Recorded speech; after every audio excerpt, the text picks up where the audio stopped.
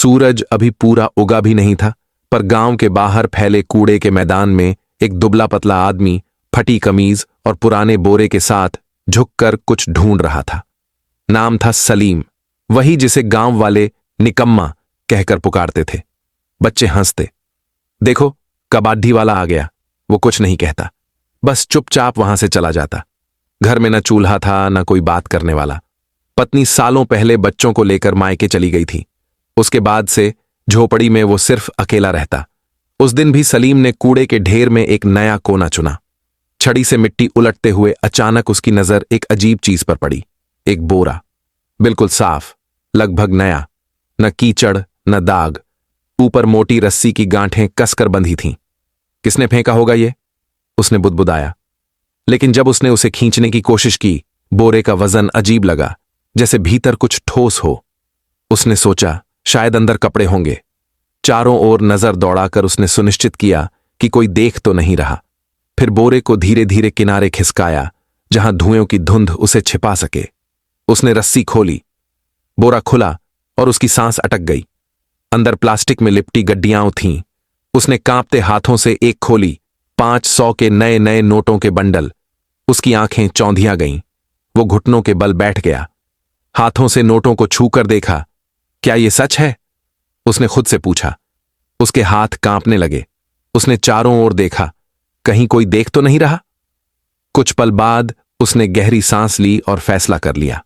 बोरे को फिर से बांधा, पीठ पर लाद लिया और झोपड़ी की ओर चल पड़ा। रास्ते में हर आवाज उसे शक जैसी लगी। कुत्ते का भौंकना, किसी का बात करना। घर पहुंचते ही उसने झोपड़ी का दरवाजा अंदर से बंद किया। बोरे को कोने में रखकर चटाई से ढंक दिया। सलीम का दिल ऐसे धड़क रहा था जैसे सीने से निकलकर बाहर आ जाएगा। बार बार वह झोपड़ी के दरवाजे से झांकता, कहीं कोई पीछे तो नहीं आ गया। जब उसे यकीन हुआ कि आसपास कोई नहीं है, तो वह धीरे से बोरे के पास बैठ गया। हाथ कांप रहे थे, लेकिन हिम्मत जुटाकर रस्सी खोली। जैसे ही बोरा खुला, अंदर की चमक ने उसकी आंखें चौंधिया दी। नोटों की गड्डियां, एक से एक ताजा, नई। सलीम ने एक गड्डी निकाली और गिनना शुरू किया। गिनते गिनते उसके होंठ सूख गए। सिर्फ एक गड्डी में 1 लाख रुपए। उसने अंदाजा लगाया, कम से कम 30-40 करोड़ तो होंगे। यह सोचते ही उसका दिमाग सुन्न पड़ गया। इतना पैसा कोई आम आदमी नहीं छोड़ सकता। वह बुदबुदाया। उसके भीतर डर की लहर दौड़ गई। कहीं ये किसी बड़े आदमी, किसी नेता या गुंडे का तो नहीं। अगर उन्होंने ढूंढना शुरू किया तो क्या होगा? इस ख्याल से उसका शरीर पसीने से तर हो गया। सलीम ने गड्डियां वापस रख दी, बोरा बांधा और मिट्टी पर बैठ गया। सिर पकड़कर सोचने लगा। दिल में एक तरफ खुशी थी कि सालों की गरीबी अब खत्म हो जाएगी, इलाज करा सकेगा, नया घर बना सकेगा, इज्जत की जिंदगी जी सकेगा। पर दूसरी तरफ डर उसे भीतर से कुतर रहा था। अगर किसी को पता चल गया तो लोग उसे चोर कहेंगे, पुलिस पकड़ लेगी, या असली मालिक आ जाएगा। रात भर वो जागता रहा। उसने खुद को तसल्ली दी, अगर कल सिर्फ एक गड्डी निकालकर इलाज करवा लूं तो किसी को क्या पता चलेगा। डॉक्टर ने पहली बार उसे इज्जत से बैठाया, दवाइयां दी और कहा, इलाज मुमकिन है। सालों बाद सलीम के चेहरे पर एक सच्ची मुस्कान आई। वो समझ गया, यह दौलत उसका इम्तिहान है, वरना वरदान नहीं। अगला दिन सलीम के लिए एक नई सुबह बन गया। वर्षों बाद उसने आईने में खुद को गौर से देखा। चेहरा कमजोर था, मगर आंखों में अब उम्मीद की चमक थी। उसने सोचा, अगर समझदारी से काम लूं तो सब बदल सकता है। सबसे पहले उसने अपनी झोपड़ी की मरम्मत करवाई। बोरे से कुछ पैसे निकाले, मजदूरों को बुलाया और छत बदलवा दी। कुछ ही दिनों में घर की बदबू और सीलन कम हो गई। मोहल्ले वाले हैरान थे, अरे ये कबाड़ बीनने वाला अचानक कैसे बदल गया। कुछ हफ्ते बाद उसने अगला कदम उठाया। गांव की मुख्य सड़क पर एक छोटी सी किराने की दुकान खोली। पहले दिन बस दाल, चावल, नमक रखा। खुद दुकान पर बैठा, आने वालों को मुस्कुराकर सलाम किया। शुरुआत में लोग झिझके, मगर धीरे धीरे आने लगे। दुकान चल निकली। आटे की बोरियां, तेल के डिब्बे, मसाले, साबुन, सब कुछ बिकने लगा। सलीम ने उस पूरे दौर में बड़ी सतर्कता बरती। उसके पास अचानक आई दौलत किसी रहस्य से कम नहीं थी, पर उसने कभी उसका दिखावा नहीं किया। वह जानता था, अगर जरा भी चमक दमक दिखी तो लोग सवालों की बौछार कर देंगे। इसलिए बाहर से वह अब भी वही सीधा सादा दुकानदार दिखता था जो हर ग्राहक को मुस्कुराकर क्या चाहिए भैया कहता था। लेकिन भीतर वह जानता था कि उसकी पुरानी बोरी में इतनी पूंजी छिपी है कि न सिर्फ उसकी बल्कि कई जिंदगियों की दिशा बदल सकती है। कभी कभी मोहल्ले की बुजुर्ग औरतें उससे कहती, सलीम भैया तुम तो बहुत बदल गए हो। वह बस मुस्कुरा देता, लेकिन भीतर एक मीठा गर्व उमड़ पड़ता। आखिर किसे बुरा लगता है जब दुनिया आपके बदलाव को देखती है। धीरे धीरे उसने कारोबार बढ़ाया। कुछ महीनों बाद उस बोरी से थोड़ा और पैसा निकाला और एक छोटा सा गोदाम शुरू किया। माल ढोने के लिए पुरानी ट्रक खरीदी और अब सिर्फ बेचने वाला नहीं, सप्लाई करने वाला बन गया। गांव में लोग अब उसे सलीम लाल कहकर पुकारने लगे, जैसे वह कोई बड़ा व्यापारी हो। पर तरक्की के इस सफर के बीच एक डर हमेशा उसके भीतर जीवित रहा। रात को जब वह उस बोरी के पास बैठता तो सोचता, अगर किसी दिन यह राज खुल गया तो, अगर असली मालिक सामने आ गया तो। और अगले ही पल खुद को दिलासा देता, नहीं, यह मेरी किस्मत का इनाम है। मैंने सालों की बेबसी सही है, यह मेरी मेहनत का फल है, किसी का हक नहीं छीना। समय के साथ सलीम खुद भी बदल गया था। जो आदमी कभी भीड़ में सिर झुकाकर चलता था, अब सीधा चलता था, आत्मविश्वास से भरा हुआ। उसकी आवाज में अब झिझक नहीं, ठहराव था। दिन में वह दुकान संभालता, शाम को गोदाम देखता और रात में बोरी के पास बैठकर अगले दिन की योजना बनाता। वह अब अपने पुराने सलीम से कहीं आगे निकल चुका था, मगर यह भी सच था, तरक्की के बीच भी एक खालीपन उसके भीतर अब भी गूंजता था। एक शाम जब वह थका हारा दुकान बंद करके लौटा तो दरवाजे पर दो चेहरे खड़े थे, परिचित पर दूर चले गए चेहरे। उसकी पत्नी अनिता और दोनों बच्चे। बच्चे अब बड़े हो चुके थे, मगर उनके चेहरे पर हिचक और शर्म की छाया थी। अनिता की आंखें भीगी हुई थीं। सलीम, उसने धीमे से कहा, हमसे गलती हुई थी, हालात ने मजबूर कर दिया था, तुम्हें छोड़कर जाना ठीक नहीं था। सलीम के कदम जैसे जमीन में धंस गए। एक पल को समय ठहर गया। उसे वे दिन याद आए जब बीमारी ने उसे तोड़ दिया था। घर में खाने को कुछ नहीं था और अनिता ने कहा था, मैं यह सब नहीं झेल सकती, और बच्चों को लेकर चली गई थी। वह वही रात थी जब सलीम का सब कुछ बिखर गया था। अब वही अनिता उसके दरवाजे पर थी। बच्चे आगे बढ़े और बोले, बाबा हमें माफ कर दीजिए, अब हम आपके साथ रहना चाहते हैं। सलीम का दिल कांप उठा। एक तरफ वह पिता था जिसे बच्चों को गले लगाने की चाह थी, दूसरी तरफ वह वही टूटा हुआ इंसान था जिसे छोड़ दिया गया था। क्या उनका लौटना सच में मोहब्बत थी या अब दौलत की चमक उन्हें वापस खींच लाई थी? यह सवाल उसे भीतर तक चुभ गया। उसने ठंडे स्वर में कहा, जब मैं खाली हाथ था तुम सब चले गए थे, अब जब मेरे पास कुछ है तो लौट आए हो। क्या यह प्यार है या लालच? अनिता की आंखों से आंसू बह निकले। नहीं सलीम, अब हम सच में पछता रहे हैं, बच्चों को तुम्हारा साया चाहिए। सलीम ने निगाहें झुका लीं। भीतर ज्वालामुखी सी हलचल थी। वह जानता था कभी कभी माफ करना आसान होता है, लेकिन भूलना नहीं। आखिर उसने कहा, बच्चे मेरे हैं और उनका हक कोई नहीं छीन सकता। मैं उनकी पढ़ाई, उनका भविष्य संभालूंगा। लेकिन अनिता, हमारे बीच जो दीवार खड़ी हो गई है वह अब कभी नहीं गिरेगी। अनिता चुप रह गई। बच्चों की आंखों में राहत थी, कम से कम पिता फिर से उनके जीवन में थे।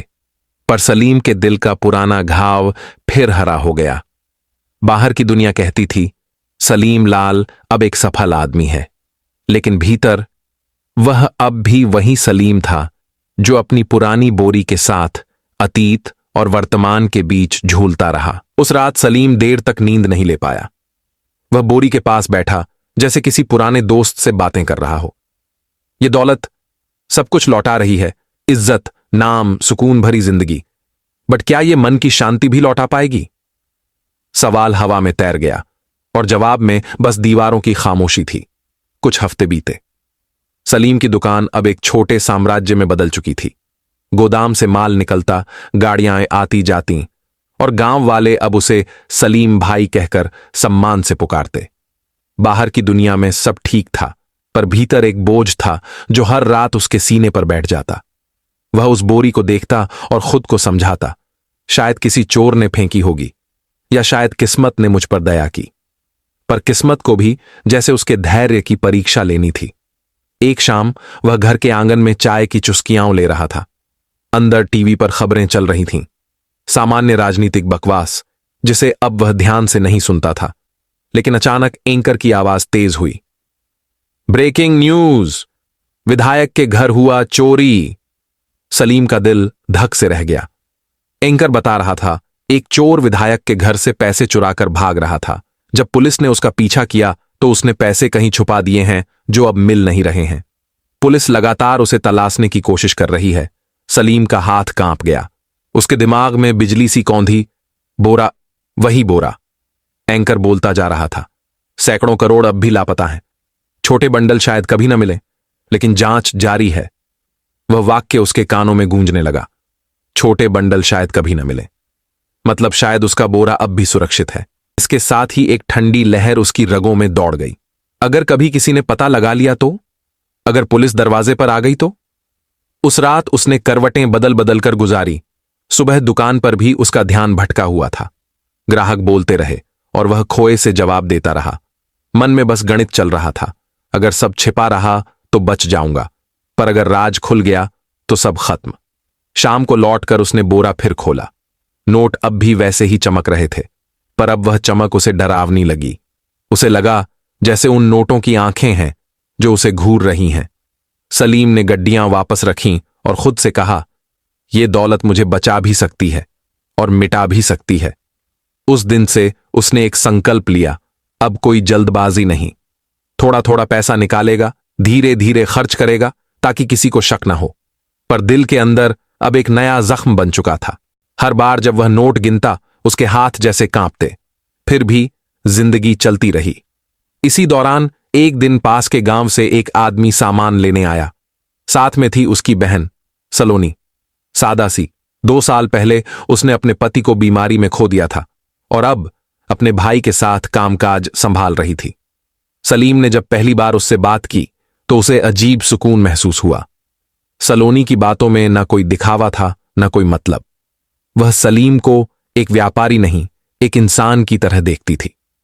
धीरे धीरे वह दुकान पर आने लगी, कभी भाई के साथ, कभी अकेली। हर बार उसके लहजे में एक सहज विनम्रता होती जो सलीम के दिन की थकान उतार देती। एक दिन सलोनी ने मुस्कुराते हुए कहा, आप बहुत मेहनती हैं सलीम जी, गांव में सब आपकी इज्जत करते हैं। सलीम उस पल बस मुस्कुरा दिया, लेकिन उसके भीतर एक अनकहा एहसास जागा। शायद पैसा इंसान को सुरक्षित कर सकता है, मगर किसी का अपनापन ही उसे जिंदा रखता है। जब सलोनी ने मुस्कुराते हुए कहा, आप बहुत इज्जतदार इंसान हैं, तो सलीम के भीतर कुछ पिघल गया। बरसों बाद किसी ने सम्मान दिया था, वो भी एक सुंदर औरत ने। उसके सीने में जैसे ठंडक उतर गई। धीरे धीरे दोनों के बीच एक नर्म रिश्ता पनपने लगा। सलोनी सिर्फ सुनती नहीं थी, वह समझती थी। जब उसे सलीम के अतीत का पता चला तो उसने अफसोस नहीं जताया, बल्कि उसकी आंखों में देखकर कहा, जो बीत गया वो वक्त की परीक्षा थी, अब जरूरी है कि तुम आगे बढ़ो। इन शब्दों ने सलीम के भीतर जैसे कोई नया दीपक जला दिया। कुछ महीनों बाद उसने एक फैसला लिया, वह सलोनी से शादी करेगा। गांव में यह खबर सुनते ही तरह तरह की बातें होने लगीं। किसी ने ताना मारा, कबाड़ बिनने वाला अब नई बीवी लाएगा, तो किसी ने हंसते हुए कहा, चलो अब इस बेचारे की जिंदगी में रोशनी तो आई। सलीम ने किसी बात का जवाब नहीं दिया। वह जानता था यह शादी सिर्फ साथ पाने के लिए नहीं, बल्कि खुद को नया जीवन देने के लिए है। शादी बहुत सादगी से हुई, ना बैंड बाजा, ना दावतों की भीड़, बस 2 साक्षी, कुछ फूल और 2 दिलों की नई शुरुआत। सलोनी के आने के बाद सलीम का घर जैसे सांस लेने लगा। जब सलीम दुकान से थका हारा लौटता तो सलोनी मुस्कुराकर दरवाजा खोलती। वो मुस्कान न महंगी थी न बनावटी। इन छोटी छोटी बातों ने सलीम को वो सुकून दिया जो किसी दौलत से नहीं खरीदा जा सकता। फिर भी जब रात गहराती और सलोनी सो जाती, सलीम का मन फिर उसी बोरी के पास जा बैठता। वह बोरी उसे चैन नहीं लेने देती थी। हर बार नोटों की चमक उसे यह याद दिलाती, यह दौलत पवित्र नहीं है। वह सोचता, अगर यह पैसा किसी जुर्म से जुड़ा है तो इससे मुझे शांति कैसे मिल सकती है। यही विचार धीरे धीरे उसे एक बड़े फैसले तक ले गए। सलीम ने ठान लिया, अब यह पैसा सिर्फ उसका नहीं रहेगा, ये दूसरों के लिए काम आएगा। उसे अच्छी तरह याद था कि गरीबी कैसे इंसान की इज्जत तक छीन लेती है। वो ताने, वो उपेक्षा, वो दिन जब क्लिनिक का मुलाजिम उसे हिकारत से देखता था, वो सब उसकी यादों में अब भी जिंदा थे। और फिर एक सुबह उसने पहला कदम बढ़ाया। गांव की पुरानी मस्जिद बारिश में टपकती थी। नमाजियों को अक्सर छाते लेकर अंदर जाना पड़ता था। सलीम ने चुपचाप चंदा देना शुरू किया। जब रकम काफी हो गई तो उसने अपना नाम सामने रखा। गांव में खलबली मच गई। वही सलीम जो कचरा बीनता था, इतना पैसा कहां से आया? कुछ ने ताना मारा, कुछ ने शक जताया, शायद जुए में जीता होगा। लेकिन जैसे जैसे मस्जिद की दीवारें उठती गईं, सलीम की नीयत साफ होती गई। लोगों ने देखा वह दिखावे के लिए नहीं, सच्चे मन से मदद कर रहा है। धीरे धीरे आलोचनाएं थम गईं और गांव के लोग अब उसे सलीम मियां कहकर सम्मान देने लगे। वो आदमी जिसे कभी समाज ने ठुकरा दिया था, अब समाज का सहारा बन गया था। सलीम ने अपने जीवन में एक और बड़ा कदम उठाया। इस बार उसने पैसे से नहीं, दिल से निवेश करने का फैसला किया। उसने घोषणा की, मैं गांव में एक स्कूल खोलूंगा जहां हर गरीब बच्चा बिना फीस के पढ़ सकेगा। लोगों ने पहले तो सोचा यह बस एक भावनात्मक बयान है, लेकिन जब नींव की पहली ईंट रखी गई तो सब समझ गए। सलीम अब सिर्फ व्यापारी नहीं रहा, वह गांव का रहनुमा बन चुका था। सलोनी ने भी उसका साथ दिया, कंधे से कंधा मिलाकर। कुछ युवा शिक्षक मामूली वेतन पर पढ़ाने को तैयार हो गए। कोई कहता ये तो चमत्कार है, कोई दुआ देता खुदा ऐसे लोगों को सलामत रखे। सलीम ने बाकी बचे हुए पैसे और भी व्यापार में लगा दिया और ऐसे करते करते वो अब सच में एक बहुत अमीर आदमी बन गया। अब उसे उस बोर की कोई जरूरत नहीं थी। अब उसकी कमाई ही इतनी ज्यादा थी कि वो अब अरबों में बिजनेस करता, लेकिन फिर भी वो अल्लाह का शुक्र अदा करता और गरीबों की मदद करता। उसने अपनी पहली बीवी और बच्चों को लंदन में एक बद्धा सा बंगला और एक होटल बनवा कर दे दिया। उसकी पहली बीवी भी अपने बच्चों के साथ खुश रहने लगी। अगर आपको भी सलीम की ये कहानी सोचने पर मजबूर करती है कि सच्चाई, पछतावा और भलाई के बीच इंसान का असली संघर्ष क्या होता है, तो एक लाइक जरूर करें। कमेंट में बताइए, अगर आप सलीम की जगह होते तो क्या करते? क्या गलत पैसे से की गई भलाई सही मानी जा सकती है? आपकी राय हमारे लिए बहुत कीमती है। और हां, ऐसी ही दिल छू लेने वाली कहानियां देखने के लिए चैनल को सब्सक्राइब करें और नोटिफिकेशन ऑन कर लें ताकि अगली कहानी सीधे आपके मोबाइल स्क्रीन पर पहुंचे।